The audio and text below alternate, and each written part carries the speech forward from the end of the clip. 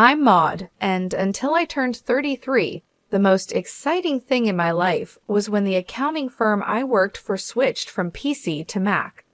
Not exactly thrilling, right? But then everything changed at a friend's birthday party. That night, I stood in the corner of a cramped living room, holding a soda and feeling uncomfortable in my too-tight dress. The music was loud, way too loud for talking, but perfect for him, Charles. He was taller than most people, which is probably why he saw me. He walked over with confidence that made my heart skip a beat. "Hey, you're Maud, right?" His voice was clear, even over the loud bass. Yeah, and you are?" I sipped my drink, trying to look calm. "Charles, I've seen you around. Mind if I join you?" He didn't wait for an answer, just stood next to me. "Not at all," I said, my voice nearly drowned out by the latest pop song blaring through the speakers.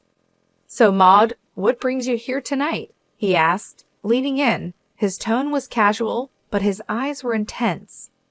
"Just here to celebrate Jessica's birthday. You know her long?" "Yeah, went to college with her. She keeps inviting me to these things. Can't say no, can I?" We laughed, and it felt natural, easy. "I get it. I work with her. She's kind of hard to say no to." "An accountant, right?" She mentioned it. He nodded like he already knew. "That's right. Numbers are my game," I joked, even though I usually found nothing funny about spreadsheets. "Sounds thrilling," he grinned, and I couldn't tell if he was teasing me or not. "Oh, absolutely. It's all wild parties and high stakes in the accounting world." We laughed again, and I felt at the ease of talking to someone genuinely interested in what I had to say. It was new, exciting, and a bit scary. "You want to grab some air," he suggested, nodding towards the backyard. I nodded, grateful to escape the noise. Outside, the cool air was a relief. "So, what's a guy like you doing in a place like this?" I asked, trying to sound more confident than I felt. "Just looking for a good time, I guess, and maybe someone cool to hang out with," he said with a smile that made his eyes crinkle at the corners. We talked about everything and nothing: movies, books we liked, how he was into graphic design, but stuck in a corporate job he didn't love. It felt like we'd known each other for years. As the night wound down, he pulled out his phone. "Can I get your number? I'd really like to see you again, Maud." I hesitated, not used to this kind of attention, but something about him felt right. "Sure," I said, typing my number into his phone. He smiled, his whole face lighting up. "Great, I'll call you. We should go out, just the two of us." "Sounds good." I managed my stomach doing flips. I watched him go, a part of me still in disbelief that this was my life now. Maybe turning 33 wasn't so bad after all.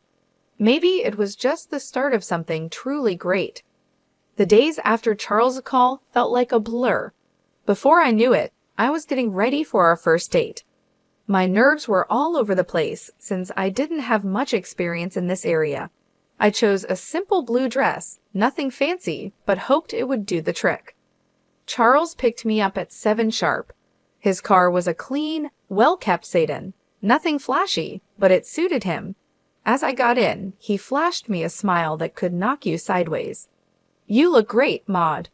"Thanks," I mumbled, my face probably red as a tomato. "You look nice too." Dinner was at this cozy little French place he knew. The food smelled amazing, but my stomach was doing somersaults. We ordered pasta, him with some fancy sauce and me with plain old marinara. "So, Maud, tell me something about you that no one else knows," he said, twirling his spaghetti expertly onto his fork. I chuckled, playing with my food more than eating it. "Well, I'm pretty boring, but I guess not everyone knows I can solve a Rubik's Cube in under a minute." He raised his eyebrows. "Really now? That's pretty cool. You'll have to show me sometime." "Sure," I said, starting to relax a little. "What about you? Any hidden talents?" "I make a mean breakfast burrito," he boasted with a grin. "Best you'll ever have." "I'll take your word for it. Maybe you can prove it sometime." I teased. The conversation flowed, and for the first time in a long while, I felt like I was exactly where I was supposed to be. The next few weeks were a whirlwind. We saw each other constantly.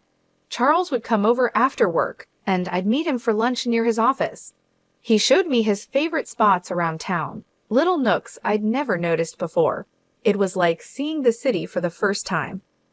Things took a serious turn when he invited me to meet his parents, Brian and Camille. They lived in a small, cozy house full of photos and little decorations. Camille hugged me the second we walked in. "Oh, we've heard so much about you, dear," she said, squeezing my shoulders. "She's lovely," Charles said, and I could tell he was pleased. We sat down to dinner, and the conversation was nonstop. "So, Maud, Charles tells us you're an accountant. That must be interesting," Brian said, passing me the potatoes. "It has its moments," I replied. "Mostly just numbers, but I like the order of it." "And how's your family?" Camille asked, genuinely interested. "They're good, thanks. My dad's a businessman, always busy, but he's been really supportive of me. It was all happening fast, but it felt right. It was as if everything in my life had been leading up to this meeting. Charles feeling like someone finally saw me for who I was, not just some plain Jane accountant." One evening, a few months into our whirlwind romance, we were walking along the riverbank. The city lights reflected off the water, and it was pretty in a postcard kind of way. "Maud, I've been thinking," he started, stopping and facing me. "Yeah?" I asked, my heart starting to race. "I don't want to wait any longer. I know this is fast, but will you marry me?" Just like that, my world changed. No hesitation, no doubt, just a simple, "Yes, Charles, I'll marry you." The whirlwind didn't stop there. Soon after, I introduced Charles to my father. He took to Charles immediately, appreciating his straightforward manner and obvious affection for me. "He's a good man, Maud," Dad said, giving his approval, which meant the world to me. So we got married. It was a modest wedding, nothing too extravagant, but it was perfect for us. I even found myself loving the way I looked in my wedding dress, something I'd never imagined. Smiling wide, I posted photos on my social media, sharing my joy with friends and family. After the wedding, life didn't slow down. It picked up pace. Charles and I barely had time to savor our newlywed bliss before he suggested something big. "Hey, Maud, I've been thinking," he said one evening as we unpacked another box of wedding gifts in our cramped apartment. "How about we move in with my folks?" I paused, holding a coffee mug in my hand. "Live with your parents?" He nodded, looking serious. "Yeah, they're not getting any younger, and I'd feel better if we were around to help out. Plus, it would save us some money on rent." It made sense, but moving in with the in-laws, that was sitcom territory. "Are you sure they'd want us there all the time?" "Absolutely," he assured me. "Mom's been hinting about it ever since we got engaged. Come on, it'll be good." 3 weeks later, there we were, pulling up to his parents' house with our lives packed into a bunch of boxes. Charles's mom, Camille, was waving from the porch before we even got out of the car. "Oh, Maud, we're so thrilled to have you both here," she exclaimed, pulling me into a hug that was a bit too tight. Brian, Charles's dad, clapped him on the back. "Welcome home, son, and you too, Maud." The house was cozy, stuffed with furniture that looked like it belonged in a museum of the 1973s.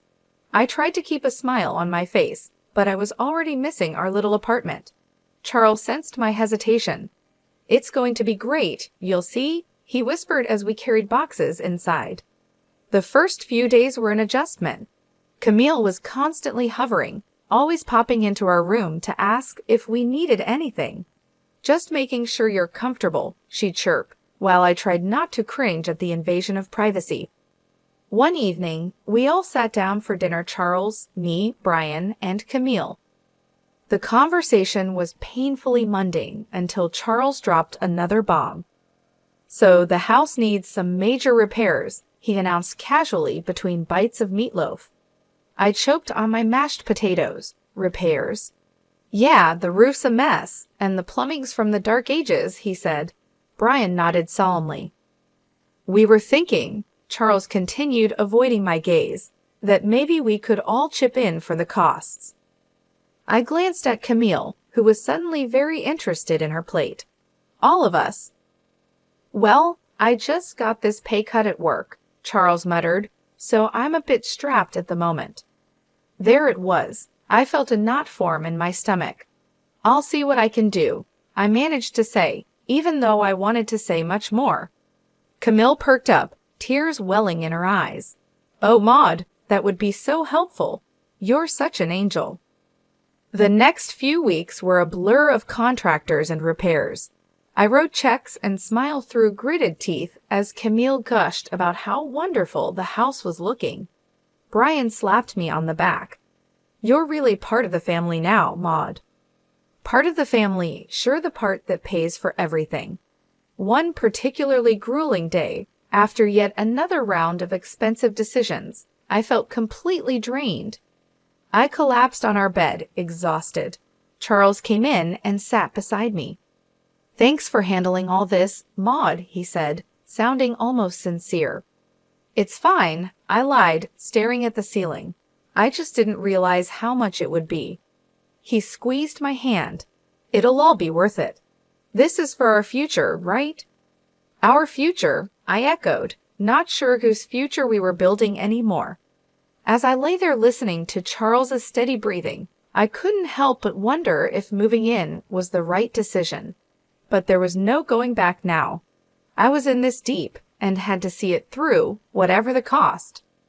After the renovations, the house looked great, like something out of a magazine. Despite the financial strain, I felt a bit of pride looking around. We decided to throw a small dinner party to celebrate, just the four of us. That's when everything took an unexpected turn. We were in the middle of dinner, laughing and sharing stories, when Camille suddenly got quiet. The room felt heavy all of a sudden. She looked at Brian, then at us, and her eyes were teary. We need to tell you both something important, she said, her voice shaky. Charles and I exchanged looks. What's going on? I asked, my stomach tightening. Brian took a deep breath. The house? It's mortgaged, heavily mortgaged. We owe $300,000, and the bank could take it away if we don't settle the debt in 3 months. My fork clattered to my plate. What? You mean all the repairs we just paid for? Camille started sobbing. We were ashamed and thought we could manage it, but after the repairs and everything, there's just no way. I felt like I was in a bad dream. All the money, all the effort, and it was for a house that wasn't even secure. So, what are you saying now? My voice was sharper than I intended. Well, Charles started, his eyes avoiding mine. I was hoping maybe, Maud, you could talk to your father. Are you serious? I snapped, my voice rising. Ask my dad for $300,000? It's just, after his help, the house would be secure for us, for our future, Charles pleaded. Camille's sobbing grew louder, making me feel like the villain in this crazy drama. Please, Maud, it's our home. We've spent decades in this house. I was furious, but the tears and the pleading wore me down. I'll think about it, I finally muttered, feeling trapped. The next day, I called my dad, hesitantly explaining the situation. To my surprise, he agreed to help, but on one condition. I'll give the money, Maud, but only with a formal agreement, a receipt. I want everything documented. When I told Charles about my dad's condition, he wasn't happy. Why does it have to be so formal? Can't he just trust us? It's $300,000, Charles. It's a lot of money, and he's just being cautious, I argued, feeling the distance between us grow. He'll get his paperwork, Charles muttered, clearly annoyed. The paperwork was drawn up, and the money was transferred. Camille and Brian were relieved, constantly thanking me, but the air between Charles and me had changed. There was a coldness that wasn't there before. Just when I thought my life couldn't get any darker, tragedy struck suddenly. Maud, it's your Kayla, it signs. Her voice came through the line shaky and choked. Your dad, he had a heart attack. It's bad. My heart dropped to my stomach. What? How is he? He didn't make it. Honey, I'm so sorry. The phone nearly slipped from my hand. No, that can't be right. I mumbled, numb. I hung up and turned to find Charles standing in the doorway. "What's wrong?" he asked, his voice low. "My dad, he's gone," I managed to say before everything inside me broke and I started sobbing.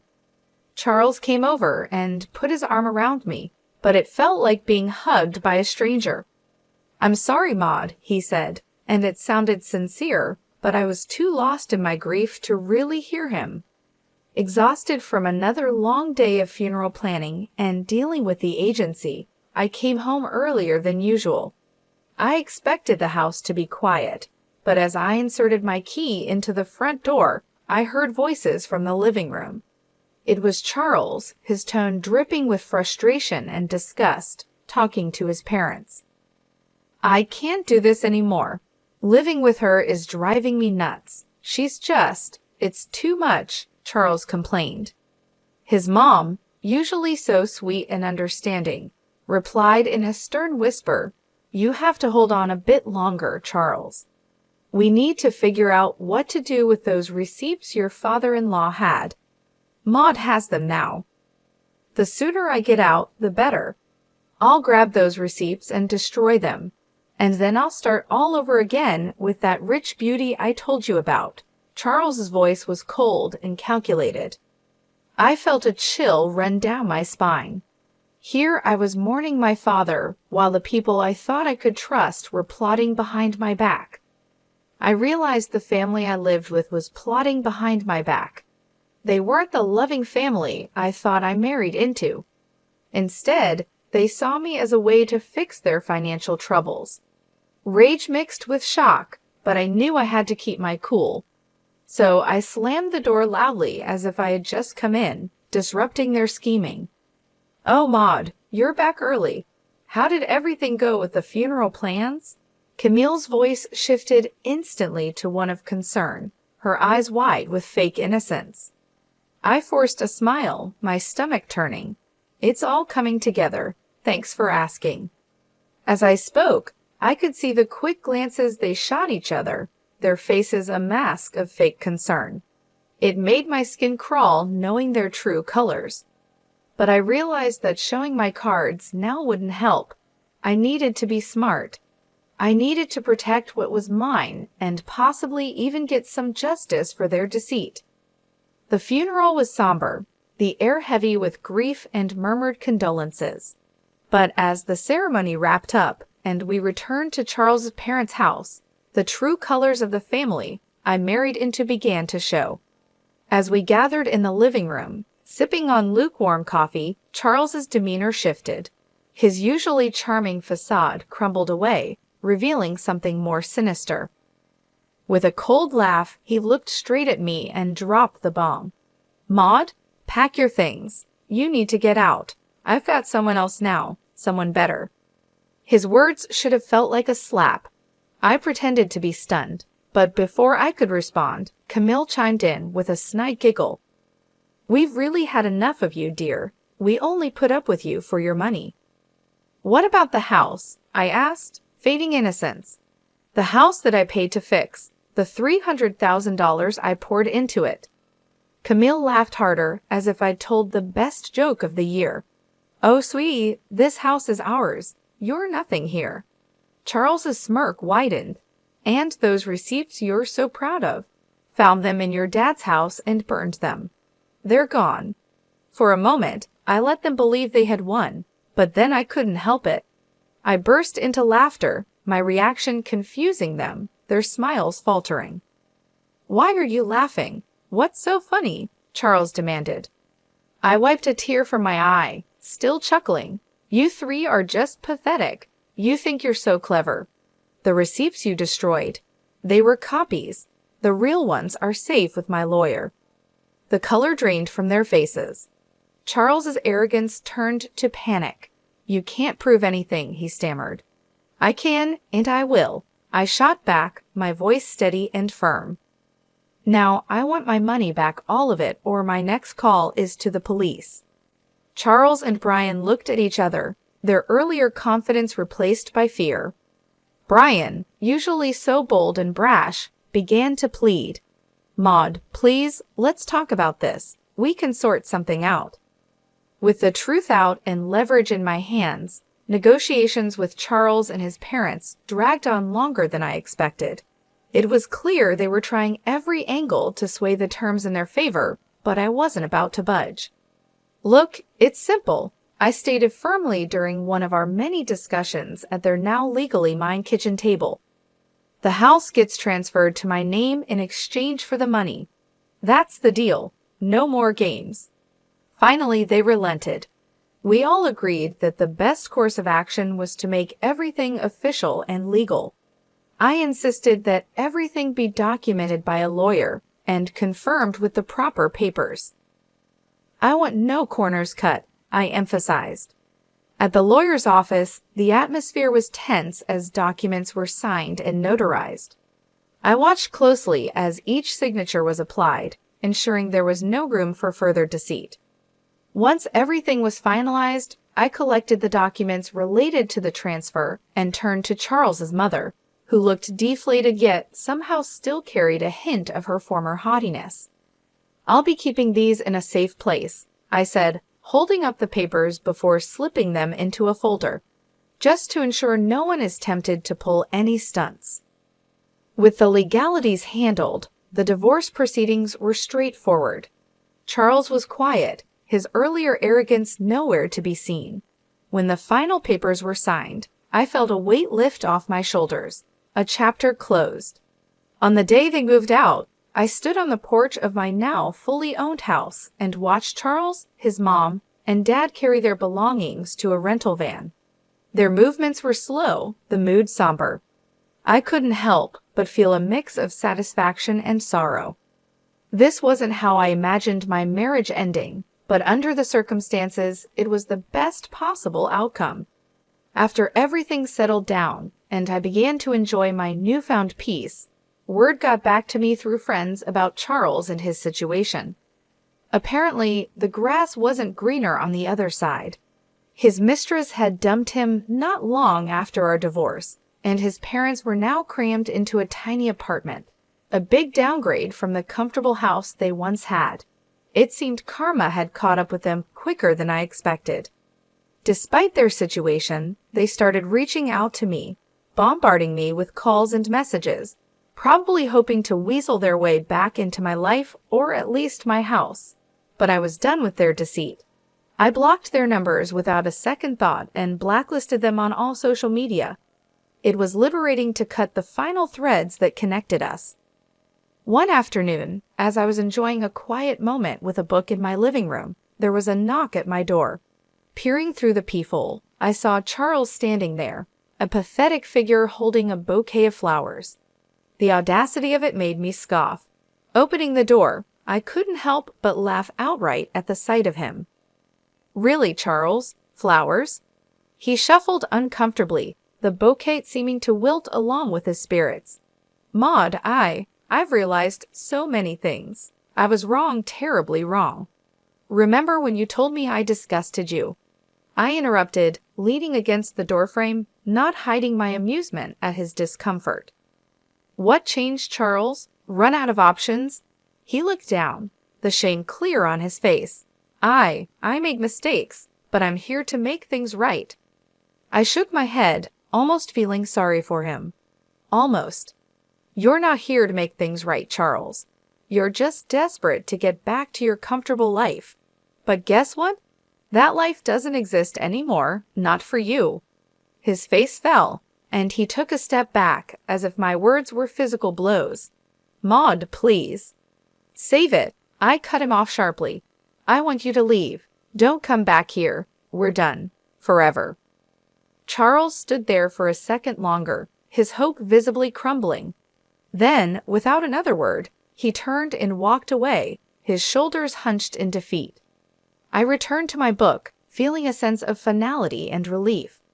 I smiled to myself, feeling the quiet of the house wrap around me like a comforting blanket. It was such a stark contrast to the chaos that once filled this space. The constant noise, the tension, the deceit, all of it was gone now. I could finally breathe deeply without the weight of worry on my chest. I was finally at peace, living life on my terms. I glanced around the room, taking in the calm atmosphere. The sun streamed in through the windows, casting a warm glow over everything. I realized how much I loved this house now that it was truly mine. The walls, once witnesses to arguments and schemes, now seemed to echo with serenity and contentment. I thought back to the days of turmoil and manipulation, remembering how trapped I felt. Charles and his family had taken so much from me, both emotionally and financially.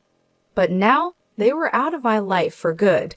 No bouquet of flowers or sweet talk could change that. Their attempts to manipulate me were over.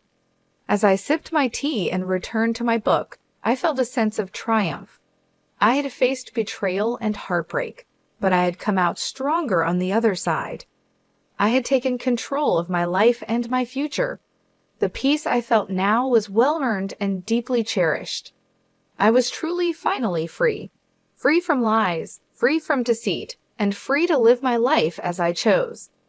The future stretched out before me, full of possibilities and opportunities. I smiled again, knowing that whatever came next, I was ready for it.